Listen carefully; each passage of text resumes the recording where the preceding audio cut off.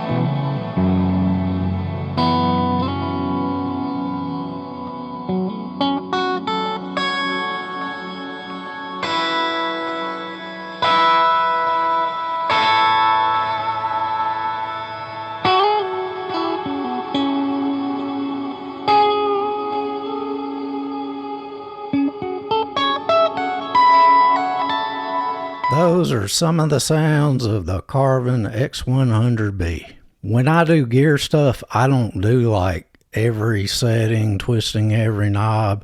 I just try to do the sounds I may use something for. Hopefully that can give you an idea of whatever I'm using, how it sounds. A cool little guitar nerd tidbit: if you watch Crossroads, the scene with Jack Butler, Steve Vai doing Jack Butler, which I still think the devil won, but anyway, if you watch that movie closely or just pull that scene up on YouTube, you can see the Carvin X100b a couple times, and I guess that's when Steve Vai would have been using them, or at least advertising he was using them. Overall, I was pleasantly surprised by revisiting the dirt channel on this amp. The EQ and controls are weird, and it does have a certain sound to it, but I feel like I was able to get enough out of it where I could use this as a backup amp, and like I said, I'm using it to practice with and all that, so it's fine. These amps still go for cheap, and if you're looking for a Swiss Army knife amp that you can use as kind of a knock-around amp, you can leave it at a rehearsal space or take it as a backup amp, or really the clean channel, especially with 6L6s, does stand on its own as very usable and sounding great for cleans. I would have zero issues running it clean as a pedal platform amp. It shines in that role, and like I said, it's got adjustable wattage, but it can get as loud or as quiet as needed.